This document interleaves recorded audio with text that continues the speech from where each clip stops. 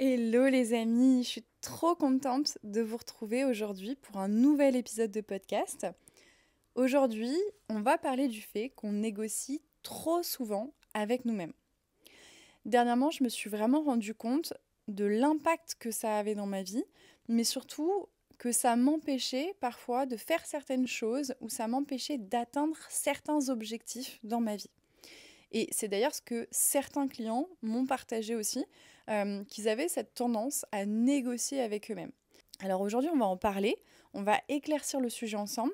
Je vais te partager ma réflexion autour de ce sujet, mais surtout, je vais te partager aussi des pistes concrètes pour que toi aussi tu arrêtes de négocier avec toi-même et donc d'arrêter de te trahir aussi dans certains cas. Bienvenue dans les voyages de ton âme, le podcast de celles et ceux qui se transforment de l'intérieur, qui choisissent de revenir à l'essentiel et d'incarner enfin leur vérité. Quand je parle de négocier avec soi-même, c'est vraiment quelque chose qu'on fait au quotidien, même sans s'en rendre compte. C'est un mécanisme qui est totalement inconscient, mais c'est là, et on deal avec nous-mêmes tous les jours. Ok ? Je vais donner quelques exemples, et je suis quasiment sûre que tu vas pouvoir te reconnaître dans certains d'entre eux. Et bon, je te rassure, ce que je te partage, c'est aussi du vécu. Donc ça sert à rien de se juger, ça sert à rien de se blâmer, parce que justement, je vais après parler de pourquoi on fait ça, pourquoi on agit de cette manière-là. Donc vraiment, ne te juge pas, encore une fois ici, l'idée, c'est de mettre de la conscience sur ce qui nous freine, sur ce qui nous empêche d'avancer et les impacts que ça a dans notre vie. Bien, maintenant je vais te partager quelques exemples. Et je pense que tu vas voir, tu vas beaucoup te reconnaître. Tu vois, par exemple, quand on se dit non, mais je reste encore 10 minutes sur les réseaux sociaux, et puis après, j'arrête. Spoiler alerte, souvent, 1 heure plus tard, t'y es encore. T'es toujours en train de scroller. Non, mais je prends un dernier verre, après, c'est promis, je rentre. 2 heures plus tard, t'es encore là. Allez, encore un dernier épisode de ma série, et après, j'arrête parce que là, il est quand même déjà 2 heures du mat'. Non, mais demain, ça y est, je me remets au sport, et le lendemain, tu te dis, bon, bah c'est pas grave, je vais le faire demain, ou dans la semaine, le tout c'est que je le fasse. Non, mais là, je laisse encore couler avec cette personne, mais la prochaine fois, promis, c'est fini, je lui dis ce que je pense. C'est promis. Oui, cette fameuse promesse qu'on se fait à nous-mêmes et qu'on remet constamment en question. Bon, je pense que là, tu vois exactement de quoi je parle, de ces moments que l'on vit au quotidien. Je pense que j'aurais pu faire une très longue liste de ce type de moments où on négocie clairement avec nous-mêmes. Eh bien, ça, il faut savoir que ça détruit notre confiance en nous, déjà. Et en plus de ça, comme on passe notre temps à dealer, à négocier pour des choses comme ça dans notre quotidien, eh bien on ne se respecte pas, on ne respecte pas notre valeur et on ne respecte pas ce que l'on se dit. Et on ne respecte surtout pas nos engagements envers nous-mêmes. Et moi, ça, j'en prends de plus en plus conscience dans ma vie. Et je me remarque aussi le vrai impact dans mon bien-être au quotidien, mais aussi ce que ça m'empêche de faire finalement. Ce que ça m'empêche d'accomplir, ce que ça m'empêche d'être en tant que personne. Et ça m'amène en fait à rester toujours dans une version de moi que je n'ai plus envie. Parce que intérieurement, c'est un peu comme si notre parole finalement, elle valait pas grand-chose. Et comme si on n'était pas capable de respecter nos engagements. Et surtout, d'aller vers des choses qui, à long terme, auront des bénéfices immenses pour nous-mêmes, mais on reste dans ces espèces de bénéfices à court terme. Et c'est pour ça qu'on négocie avec nous-mêmes. Et ça, c'est déjà la première étape, c'est d'en prendre conscience, d'être conscient qu'au quotidien, finalement, on négocie avec nous-mêmes dans un tas de choses que l'on vit quotidiennement. Donc vraiment, déjà pour moi, la première étape, là, avec ce que je suis en train de te partager, si je devais là maintenant faire l'exercice avec toi, c'est déjà de faire une liste, tu vois, de tout ce que tu négocies au quotidien, là, tous tes petits deals intérieurs. Où est-ce que tu négocies comme ça la plupart du temps? Déjà, la première chose, c'est vraiment voilà, de remettre de la conscience là-dessus, sans se juger, sans se blâmer. Parce que je vais t'expliquer pourquoi, exactement pourquoi il y a ça qui se joue à l'intérieur de toi. Mais déjà, de mettre de la conscience là-dessus, déjà, ça nous permet de lever un voile. Et de se dire, ok, c'est vrai, en fait, je négocie quand même pas mal avec moi-même tout le temps. Bon, Maintenant, la question c'est pourquoi j'agis de cette manière-là. Bon, avant de te dire comment tu vas pouvoir agir là-dessus, on va venir éclaircir justement quelques points qui sont importants. Du genre, mais oui, mais pourquoi je fais ça? Pourquoi j'agis de cette façon-là aujourd'hui? Eh bien, quand tu te dis par exemple, dernier épisode, je le ferai demain, juste encore 5 minutes, en fait, ce qui se passe, c'est que tu n'agis pas vraiment pour changer. Tu dis que tu vas changer, mais tu ne le fais pas. Et en fait, ça suffit à soulager la culpabilité sur le moment présent. Parce que lui, ton cerveau, ce qui se dit, c'est t'inquiète, c'est pas que j'abandonne, c'est juste qu'on le fera plus tard. Bon, et ce plus tard, on va être très très honnête, il arrive jamais. Mais c'est un peu comme si c'était un peu un leurre, tu vois, que tu donnais à ton cerveau en mode non, mais je le fais pas maintenant, mais la prochaine fois, je le ferai. Et puis la prochaine fois, en fait, tu dis la même chose, et tu dis la même chose, etc. Et en fait, ça vient juste soulager pour toi cette espèce de culpabilité que tu pourrais avoir sur le moment. En fait, on agit comme un compromis pour soulager la tension qui est à l'intérieur de nous. Entre ce que je sais être bon pour moi à long terme, par exemple de réduire mon temps d'écran, d'arrêter de scroller, de me mettre au sport, etc. Et ce que je ressens d'agréable là, tout de suite. Donc là, c'est vraiment la récompense immédiate, le court terme. Et évidemment, en fait, notre cerveau, en plus, c'est un immense feignant, quoi. Notre cerveau, il est feignant. S'il peut prendre la facilité, il va la prendre. S'il y a de l'effort, il n'a pas envie de le faire. Notre cerveau est un feignant. Donc forcément que le plaisir à court terme, la récompense à court terme, va être beaucoup plus automatiquement choisie. Et en plus de ça, comme on est programmé à rester dans des schémas anciens, dans des conditionnements habituels, et ben du coup, pour changer ça, ça va nous demander un effort. Ça va nous demander de passer par un moment inconfortable. Sauf que ton ego, ton cerveau, il n'a pas envie de passer par cet endroit-là, en fait. Donc c'est pour ça que déjà, de mettre de la conscience là-dessus, ça permet de mettre en lumière ce qui est en train de se jouer. Mais en réalité, en fait, tout ça, c'est quoi? C'est une illusion. Parce que il n'y a rien, parce que rien ne change concrètement en plus, tu vois. Mais en plus, il faut savoir que là-dedans, il y a quand même une espèce d'illusion qui se crée parce que quand on se dit on le fera plus tard, ou dans 5 minutes, ou demain, ou le mois prochain, etc., en fait, ça nous maintient dans une espèce d'illusion parce que en réalité, concrètement, il n'y a absolument rien qui change. Je sais, c'est dur, ça pique, mais c'est la réalité. C'est-à-dire que tant qu'on négocie avec nous-mêmes, tant qu'on fait ça, eh bien, on ne change pas notre réalité, elle reste la même. On continue avec des anciens comportements, à regarder, à scroller, à reporter, tout en prétendant intérieurement, on est quelqu'un qui va changer. Et parfois, ça, on peut se le répéter. Vraiment, on peut se le répéter je ne sais combien de fois, parce que ça nous réconforte. On se dit, non mais si, je vais changer, je vais faire ça, je vais faire ci, je vais arrêter ça, etc. Et en fait, on n'arrête pas de se le répéter. Et en plus de ça, c'est pire en pire parce que on n'arrête pas de se le répéter. Donc il y a certains moments, on va encore plus culpabiliser parce qu'on le sait, qu'on n'arrête pas de se le répéter. Mais pour autant, il n'y a rien qui change. Et en fait, c'est un peu comme une stratégie très très subtile, hein, d'accord, de notre mental. C'est ce sentiment d'avoir l'impression de garder une certaine maîtrise. C'est moi qui choisis de continuer, par exemple, regarder un épisode de plus sur Netflix. Et j'ai le contrôle parce que je me dis que c'est le dernier. Donc c'est vraiment cette illusion de croire qu'on a la maîtrise. Et c'est ça qui est fou. Et derrière, en fait, c'est pour éviter de se confronter à l'inconfort du réel changement. Parce que passer à l'action, couper, dire stop, bah ça c'est inconfortable. Et en fait, ça crée tellement une rupture qu'on préfère se dire, par exemple, je le ferai demain, je le ferai plus tard. Et on reporte. Sauf que ce bientôt-là, cette étape de je le ferai demain, après-demain, etc., bah en fait, parfois, ça dure des mois, voire des années. Ça fait peut-être des années qu'on se dit la même chose et il n'y a rien qui bouge.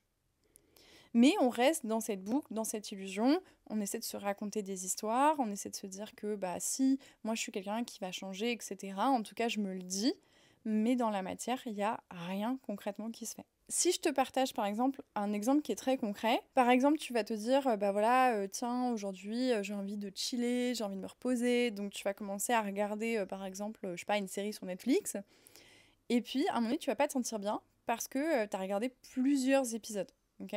Et là tu commences à te dire ouais, il faudrait que j'arrête, bon il faudrait que je coupe, etc. Mais arrêter maintenant, ça serait inconfortable. Et ça va créer chez toi une forme de frustration, de vide, de devoir affronter la soirée peut-être, d'aller dormir, d'avoir peur de commencer à overthink, donc de penser énormément. Et peut-être qu'en plus de ça, sans que tu t'en rendes compte, mais ça c'est complètement autre chose, c'est un autre sujet, peut-être que la série que tu viens de regarder, en plus de ça, elle t'a fait augmenter ton stress sans que tu t'en aperçoives. Donc couper, ça serait te retrouver face à toi-même avec ton état émotionnel. Donc là, tu te dis, bon, bah c'est pas grave, j'en regarde encore un. Et c'est là que rentre en scène ce mode de négociation interne. Et tu te dis, ok, encore un, mais c'est le dernier. Illusion du contrôle. Et là, hop, ton cerveau se détend. Tu gagnes une sensation de contrôle, c'est moi qui décide. Et tu gagnes du plaisir immédiat. Je continue à me faire du bien. Mais en réalité, rien ne change. Tu t'es pas mis en mouvement. Tu t'es juste ajouté un espèce de pansement mental, tu vois. Vraiment, je le répète encore, mais l'idée c'est pas de se blâmer les amis, c'est vraiment de se rendre compte de ces jeux qui se passent à l'intérieur de nous. Parce que tant que j'ai pas conscience de ce qui se joue en moi au quotidien, je peux pas le transformer. C'est vraiment pour ça que je fais cet épisode, parce que ça c'est quelque chose que tout le monde vit au quotidien. Et c'est vraiment pour ça que j'avais envie de vous en parler, parce que moi en ce moment je travaille dessus. C'est quelque chose sur lequel je bosse, mais sur des choses très précises dans ma vie. Mais on va venir après. Pourquoi c'est important de comprendre ça? Parce que tant qu'on reste dans cette zone de pseudo-négociation, en fait, on vient renforcer l'habitude de se trahir doucement. Et en plus, on répète ces petits compromis-là, et en plus, plus on répète ces petits compromis, plus on envoie à notre cerveau un message. Et ce message, il dit quoi? Il dit « Je ne me choisis pas, je dis que je vais changer, mais je ne le fais pas vraiment ». C'est là où je te disais au tout début que ça flingue ta confiance en toi. Parce que ta confiance en toi, c'est ta capacité à faire quelque chose. Donc t'imagines bien que quand tu es dans ce mécanisme inconscient, tu te mets une balle dans le pied sur ta confiance en toi. Parce que même des choses comme arrêter de scroller, eh ben, t'arrives pas à le faire. C'est pas un jugement hein, quand je vous dis ça, hein, bien évidemment. Voilà. C'est juste un constat. D'accord? Moi, je suis très... quand je fais de l'analyse de mes schémas, etc., je suis factuelle. Hein, d'accord? Je suis pas en train de me blâmer, je suis pas en train de me critiquer. Juste, je suis factuelle, je regarde les choses telles qu'elles sont, pas comme je voudrais qu'elles soient. Et c'est ça qui me fait avoir des prises de conscience qui me font bouger. Et c'est là qu'on va commencer à parler de bénéfices secondaires. Ok? Par exemple, cette micro-trahison, c'est souvent là pour éviter quelque chose d'inconfortable. Parce que tu te doutes bien que derrière, tu fais pas ça sans raison, ok? Souvent, ça peut être lié à une peur, un vide, une sensation, une blessure, quelque chose. Et donc, on va mettre vraiment des mots sur ce mécanisme, sur ce que tu vis, ce que tu ressens, quand tu fais ces petits deals avec toi-même. Quand tu repousses à demain, quand tu continues alors que tu sais que tu devrais arrêter, eh bien, c'est pas juste de la flemme, hein. C'est pas juste un manque de volonté. Ce que ça révèle, c'est qu'en réalité, tu y gagnes quelque chose. Ok? Et c'est ce qu'on appelle finalement un bénéfice secondaire. En clair, même si la situation, elle te dérange, même si tu dis vouloir changer, il y a une partie de toi à qui ça convient très bien de rester là. D'accord? Souvent, ça peut être lié à ton système identitaire. D'accord? Par exemple, si tu dis ouais, mais je suis pas sportive, etc., bah, ça vient conforter cette part de toi qui se dit ça. Souvent, c'est parce qu'on évite quelque chose qui va être désagréable, qui va être inconfortable, voire menaçant pour notre propre système. Tu sais, à un moment donné, je t'ai parlé de l'exemple de oui, la prochaine fois, je dirai à cette personne, là c'est la dernière fois, c'est promis, non, non, non. Ben, en fait, dans cet exemple-là, typiquement, mon bénéfice secondaire, c'est ne pas affronter quelque chose, tu vois. Parce que peut-être que derrière, j'ai une peur du conflit, peut-être que j'ai peur que la personne, elle me rejette, peut-être que j'ai peur que ceci. Et donc, du coup, bah, en fait, qu'est-ce que je fais? Je négocie avec moi-même parce que je ne vais pas confronter ce qui se passe derrière. Et dernièrement, moi, je sais que je me suis trahie sur quelque chose comme ça dans ma vie privée. Et à un moment donné, justement, j'ai regardé, je me suis dit, ok, c'est quoi ton bénéfice secondaire? Ah oui, d'accord, ok. Donc tu t'empêches là de te confronter à peut-être un conflit. Sauf que tous les jours, en plus, je me le répète, hein, je deal avec moi-même, mais je me trahis en fait. Je trahis parce qu'en plus, derrière, ben, ça trahit une de mes valeurs. Donc, c'est là où ça devient important de comprendre cette notion de bénéfice secondaire, c'est qu'en plus, il peut aller jusqu'à trahir mes propres valeurs de qui je suis. Et c'est pour ça que vraiment, en fait, en contrepartie, quand on gagne un petit bénéfice, bah, c'est souvent en fait invisible, mais pourtant c'est là, c'est réel. C'est juste qu'on n'est pas conscient de ce qui est en train de se passer. Mais typiquement, quand tu scrolles sur les réseaux, par exemple, c'est parce que tu n'as peut-être pas envie de te retrouver face à un vide, face à l'ennui ou la solitude. Quand tu veux pas te mettre au sport, c'est parce que ça t'évite peut-être de te confronter à une peur de l'échec ou alors à la comparaison. Et tu vois, le bénéfice secondaire, j'ai adoré quand j'ai écrit cette phrase-là, mais vraiment, ça m'a fait penser à ça. Le bénéfice secondaire, c'est un peu comme un doudou inconfortable. Il gratte, il pue, mais tu le gardes quand même parce que ça te rassure. Voilà.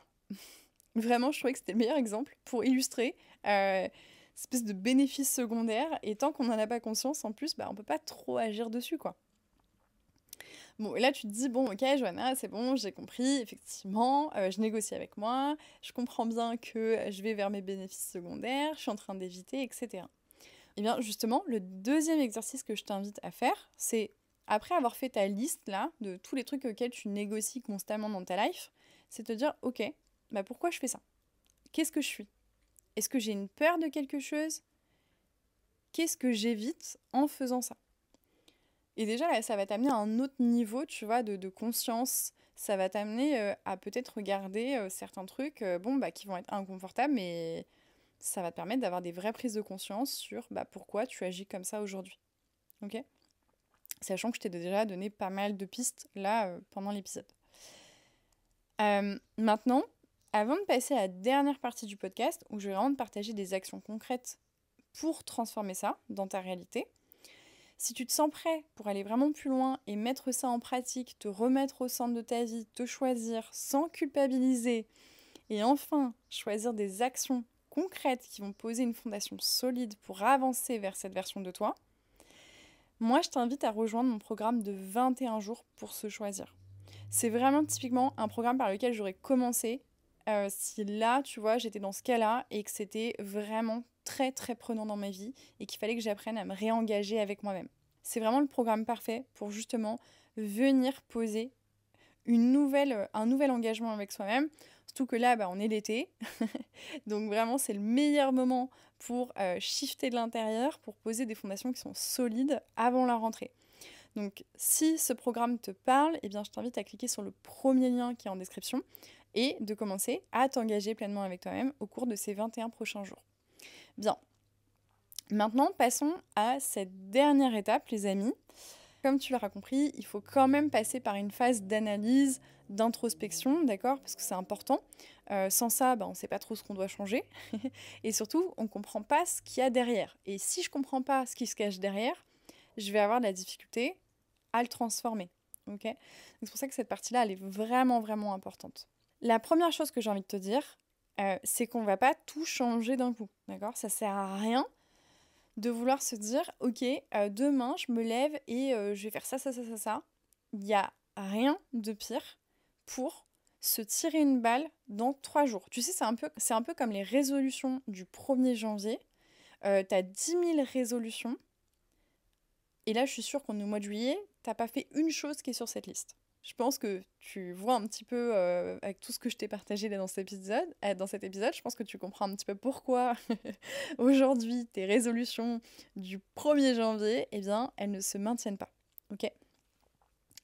Donc l'idée, c'est pas de tout transformer d'un coup, c'est déjà de choisir quelque chose aujourd'hui qui va demander quand même un effort, mais qui est simple à réaliser.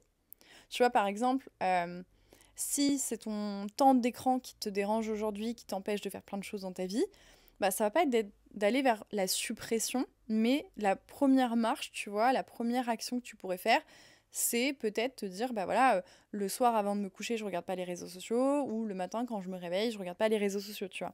C'est pas de retirer tout d'un coup, c'est de voir quelle est la première marche que tu peux monter. De choisir, tu vois, de choisir vraiment l'élément que tu as envie de transformer, cette habitude que tu as envie de transformer, et vraiment, pendant les 21 prochains jours, eh ben, ça va être de te focaliser sur ce truc-là. D'accord? De ne pas faire autre chose, de ne pas aller chercher d'autres trucs, mais de te focaliser sur ça, te focaliser sur ce truc-là, et te dire, ok, bah, dans les 21 prochains jours, bah, c'est ça que je vais faire. C'est ça ma mission.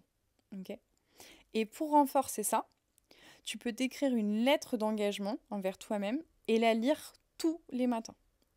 Ça va te donner en fait cette impulsion dont tu as besoin et le fait de le relire tous les matins, en plus bah là tu crées un nouvel engagement avec toi-même, donc c'est super. 2 en 1, et en plus bah voilà, tu vas avoir en fait tu vas t'auto-coacher en fait au travers de cette lettre d'engagement que tu vas te faire envers toi-même, et le fait de la lire tous les matins, bah, ça va t'aider à tenir cet engagement envers toi-même. Ce qui va être intéressant aussi, c'est d'observer l'inconfort par lequel tu vas passer et de voir justement, ok, pourquoi c'est inconfortable. Et certainement que tu vas révéler dans cette partie-là d'autres choses qui sont plus profondes, tu vois. Donc c'est ça aussi qui est intéressant, c'est que quand on va commencer à l'expérimenter, on va se rendre compte aussi peut-être de certaines choses qu'on n'avait pas identifiées dans les schémas inconscients. D'ailleurs, moi je serais ravie, vous me partagez en commentaire l'action que vous avez choisi de mettre en place là sur les 21 prochains jours. Qu'est-ce que vous voulez changer? Et justement, venez comme ça, on se motive tous ensemble, voilà, on pose quelque chose et on prend notre engagement face à plein de gens. Et c'est ça aussi qui peut vraiment nous aider, hein, c'est ce qu'on fait au travers de la communauté Changer de réalité. Souvent, je leur demande de partager comme ça dans la communauté des choses qu'ils ont mis en place ou qu'ils veulent mettre en place. Et comme ça, en fait, le fait que ça soit partagé, d'accord, quand il y a un objectif qui est partagé, et ben du coup, ça nous aide encore plus à le réaliser. Parce que du coup, c'est en mode, c'est bon, je l'ai dit à tout le monde, il faut vraiment que je le fasse. Donc, voilà, partagez en commentaire un maximum qu'est-ce que vous avez décidé de changer, qu'est-ce que vous voulez voir transformer dans votre vie. Moi, je serais ravie de vous répondre et surtout de vous encourager à passer à l'action et de pouvoir transformer ça dans votre vie. La lettre d'encouragement, l'action que vous choisissez, qui est votre première marche vers le changement. D'accord? Ça sert à rien de prendre le truc le plus extrême parce que dans 3 jours, vous allez vous flinguer et ça sert à rien parce que vous allez être encore plus démotivé. Donc choisissez quelque chose qui déjà va venir renforcer cette idée que vous pouvez faire des choses sans vous trahir. Pareil, je vais vous dire la même chose que je dis dans la communauté Changer de réalité. Les petites victoires n'existent pas. Notre cerveau ne fait pas la différence entre une petite ou une grande victoire. Donc félicitez-vous tous les jours. Prenez 2 minutes, 3 minutes le soir pour venir vous féliciter, mettre en lumière votre victoire du jour par rapport à ce que vous étiez fixé. Et vraiment, ça va vous donner encore plus de joie intérieure de dire, bah voilà, je peux y arriver, etc. Et même si c'est pas parfait. Ok, ça sert à rien de se dire ouais non mais aujourd'hui c'était pas parfait donc je peux pas me féliciter. Non mais c'est toujours mieux que avant. Donc félicitez-vous. Votre cerveau, il a besoin de ça. Ça lui permet de créer des ancrages positifs. De se dire ok ben on est en chemin, on est en train de dépasser ça. Et ensuite, pour ceux qui ont du mal à se mettre en mouvement, pour vraiment passer à l'action, admettons là votre souhait c'est de reprendre le sport. Ok, moi c'est mon cas en ce moment. Et c'est sur ça, justement, que j'avais tendance à beaucoup négocier avec moi-même ces derniers temps. Eh bien, j'ai appliqué la règle des 5 secondes. C'est-à-dire que quand je me dis qu'il faut que je fasse du sport, eh ben, je vais commencer à faire, ok, 5, 4, 3, 2, 1, 0, j'y vais. Et je me mets en mouvement et je vais faire du sport. Ça va me permettre, en fait, de ne pas me confronter à mes excuses. Ça va hacker mon système, ça va hacker mon mental. Je vais me mettre en mouvement avant même de pouvoir réfléchir à l'excuse que je pourrais me sortir. Donc ça, c'est vraiment une technique que je vous invite à faire, les amis. C'est hyper puissant. Moi, je l'applique pour plein de choses dans ma vie ces derniers temps. Et c'est vraiment quelque chose de très, très puissant. Ça paraît peut-être bête comme ça, mais je vous promets que ça va vous empêcher de vous donner des excuses au quotidien. Et quand je vous disais, par exemple, qu'il n'y a pas de petite ou de grande victoire et que ça sert à rien que ce soit parfait pour pouvoir se féliciter. C'est-à-dire que moi, mon objectif final, c'est de me remettre en mouvement entre 5 et 6 heures par semaine. Pour l'instant, j'y suis pas. Mais petit à petit, déjà, en fait, je me remets au sport tous les jours. J'en fais pas autant que ce que je voudrais, mais je suis déjà extrêmement contente de me remettre en mouvement. Et donc pour ça, je me félicite de le faire. C'est pour ça que je vous disais, c'est pas parfait, c'est peut-être pas l'objectif final, mais c'est toujours mieux qu'avant. Et ça vous amène vers votre objectif. Donc voilà, encore une fois, l'idée c'est pas tout changer, mais déjà de reprendre son pouvoir avec un élément de ta vie. Et à chaque fois, en fait, tu vas commencer par la première marche. Et une fois que tu as réussi à en faire une habitude qui est naturelle, et tu passes à la prochaine marche et ainsi de suite pour aller vers la version de toi qui, aujourd'hui, fait les choses naturellement, etc. Voilà pour cet épisode de ce podcast. J'espère que ça vous aura plu. Pour ceux qui veulent aller plus loin, donc moi, je vous invite vraiment à rejoindre les 21 jours pour se choisir. Vous aurez... vous avez le lien juste en dessous dans la description. Et si vous voulez aller encore plus loin pour changer votre réalité, pour passer votre vie à un niveau supérieur, je vous invite à rejoindre la communauté Changer de réalité. Vous avez toutes les informations, pareil, dans le lien dans la description. Et moi, je vous dis, les amis, courage. Je vous envoie toute mon énergie, toute ma force, etc. pour transformer justement peut-être le point bloquant aujourd'hui sur lequel vous voulez agir concrètement, que vous voulez voir transformer d'ici la fin de l'été. Encore une fois, on est l'été, c'est le bon moment justement, il y a peut-être moins de stress, etc. pour commencer à mettre des habitudes qui nous soutiennent, qui nous permettent de changer notre réalité, qui nous permettent de nous soutenir en permanence dans notre quotidien et de nous amener vers des objectifs qu'on a envie de réaliser, mais surtout de se sentir mieux avec nous-mêmes. Parce que ce que je t'ai partagé aujourd'hui, c'est vraiment des choses qui vont te permettre d'être mieux avec toi-même au quotidien et de gagner en confiance, de gagner en estime. Donc c'est vraiment des choses qui sont importantes à mettre en place et qui peuvent vraiment avoir des bénéfices à long terme. Et d'ailleurs, pour moi, il y a un super livre qui en parle extrêmement bien, qui s'appelle L'effet cumulé, justement. C'est vraiment cette faculté d'implémenter en fait des micro-habitudes au quotidien qui nous permettent de transformer notre vie. Voilà les amis pour aujourd'hui. En tout cas, moi j'étais trop contente de partager ce moment avec vous, de vous partager tout ça. J'ai adoré écrire cet épisode de podcast, vraiment. Voilà, c'était riche, il y a eu plein de choses. J'espère que ça aura pu vous aider en tout cas.